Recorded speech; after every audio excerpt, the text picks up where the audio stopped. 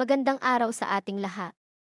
Sa ating mga persons with disabilities, sa kanilang pamilya, mga guro, tagapangalaga, community leaders, at lahat ng naniniwala sa pagkakapantay-pantay.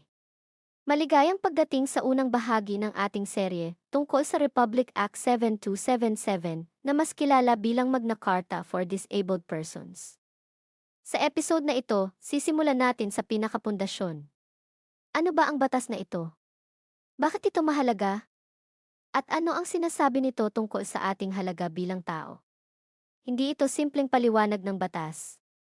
Ito ay pag-unawa sa karapatan, dignidad, at boses ng persons with disabilities sa lipunang Pilipino. Ano nga ba ang Republic Act 7277? Ito ay isang batas para sa karapatan ng persons with disabilities. Ipinasa ito noong 1982 at hanggang ngayon ay nananatiling mahalagang sandigan ng milyon-milyong Pilipino. Ang layunin ng batas na ito ay malinaw: dignidad, oportunidad at pagkakapantay-pantay. Ayon mismo sa batas, this act shall be known and cited as the Magna Carta for Disabled Persons. Kapag sinabing Magna Carta, ibig sabihin nito ay pangunahing batas, hindi pandagdag lamang, hindi pabor, kundi karapatan. Bakit kinailangang gumawa ng ganitong batas? Dahil malinaw sa ating saligang batas at sa Republic Act 7277 na ang persons with disabilities ay bahagi ng lipunang Pilipino. May kakayahan sila, may talento, may pangarap, at higit sa lahat, may karapatang makilahok sa lipunan. Sa paaralan, sa trabaho, sa komunidad, at sa mga desisyong may epekto sa kanilang buhay. Hindi hiwalay ang persons with disabilities sa lipunan. Kasama sila. Kabilang sila. Mahalaga sila. Hindi awa kundi karapatan. Isa ito sa pinakamahalagang mensahe ng Republic Act 7277. Hindi awa ang tulong sa person with disability. Kapag ang isang person with disability ay humihingi ng access, accommodation, o suporta, hindi ito limos. Ito ay karapatan na dapat igalang. Napakalinaw ng sinasabi ng batas. Disabled persons' rights must never be perceived as welfare services by the government. Ibig sabihin, ang karapatan ng taong may kapansanan ay hindi pabor na maaaring ibigay o bawiin. Ito ay obligasyon ng Estado at ng lipunan. Sino ang may responsibilidad na igalang at ipatupad ang karapatang ito? Ang sagot ng batas. Lahat. Ang pamilya na unang sumusuporta at nagtanggol. Ang komunidad na tumatanggap at nagbibigay daan. Ang paaralan na nag-a-adjust at hindi nagtataboy. Ang gobyerno na nagbibigay serbisyo. Ang pribadong sektor na nagbibigay ng patas na oportunidad. Ang karapatan ng person with disability ay kolektibong pananagutan. Sino ang saklaw ng Republic Act 7277? Mahalagang malinaw ito. Ang Republic Act 7277 ay sumasaklaw sa lahat ng persons with disabilities. Saklaw din nito ang mga ahensya ng gobyerno, pati ang non-government organizations at iba't ibang organisasyon na may kinalaman sa serbisyo sa mamamayan. Ibig sabihin, hindi maaaring magsabing, hindi kami saklaw ng batas. Kung ikaw ay may kinalaman sa edukasyon, trabaho, kalusugan, o serbisyo publiko, may pananagutan ka sa ilalim ng Republic Act 7277. Upang mas maunawaan ang batas, mahalagang linawin ang ilang termino. Ang disabled person ay tumutukoy sa taong may limitasyon sa kakayahan dahil sa physical, mental, o sensory impairment. Ang impairment ay kondisyon ng katawan o isip. Ang disability ay nangyayari kapag ang impairment ay nagiging hadlang sa pang-araw-araw na gawain. Ang handicap ay ang disbentahe na dulot ng kapaligiran at lipunan. At ang rehabilitation ay hindi lang gamutan.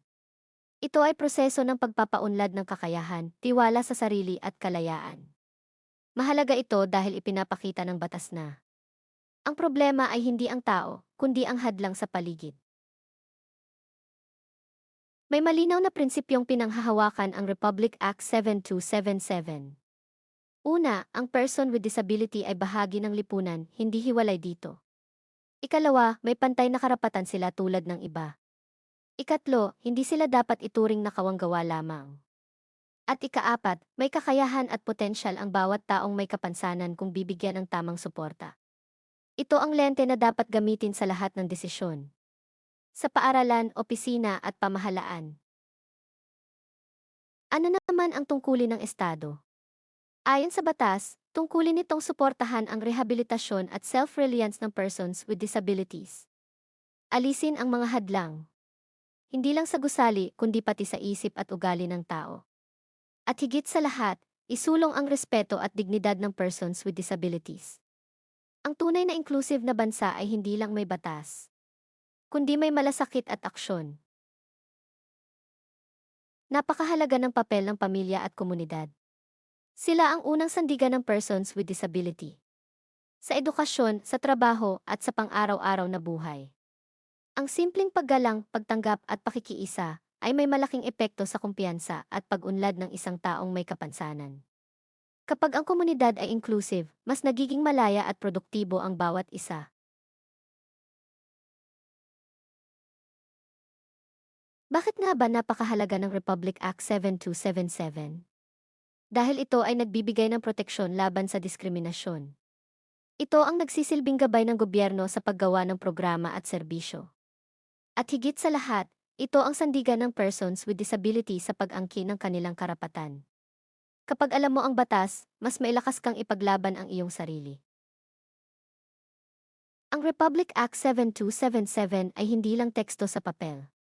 Ito ay umiiral sa tunay na buhay. Sa karapatan sa paaralan, sa trabaho, at sa serbisyong panlipunan. Ito ay pananggalaban sa diskriminasyon. At paalala na hindi ka nag-iisa. May batas kang pinanghahawakan. May karapatan ka. Sa pagtatapos ng episode na ito, tandaan natin ito. Ang persons with disabilities ay may dignidad at kakayahan. May boses sa lipunan. Ang Republic Act 7277 ay hindi lang batas. Ito ay pagkilala sa inyong halaga bilang tao. Alamin ang iyong karapatan. Ipaglaban ito. Igit ito. Sa susunod na episode, tatalakayin natin ang mas tiyak na karapatan ng persons with disability.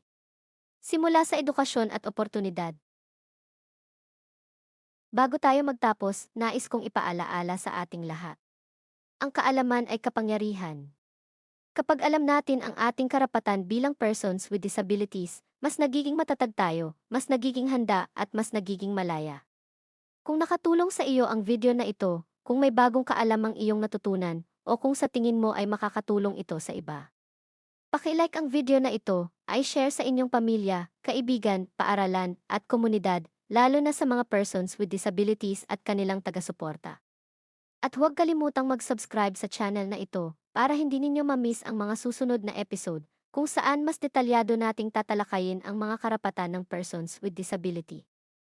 Sa edukasyon, trabaho, kalusugan at laban sa diskriminasyon. Maaari rin kayong mag-comment sa ibaba. Magtanong, magbahagi ng karanasan, o magmungkahi ng paksang nais ninyong mapag-usapan. Tandaan natin, hindi ka nag-iisa. May karapatan ka. May boses ka. Sama-sama nating alamin, ipaglaban at igiit ang karapatan ng persons with disabilities. Maraming salamat at magkita-kita tayo sa susunod na episode.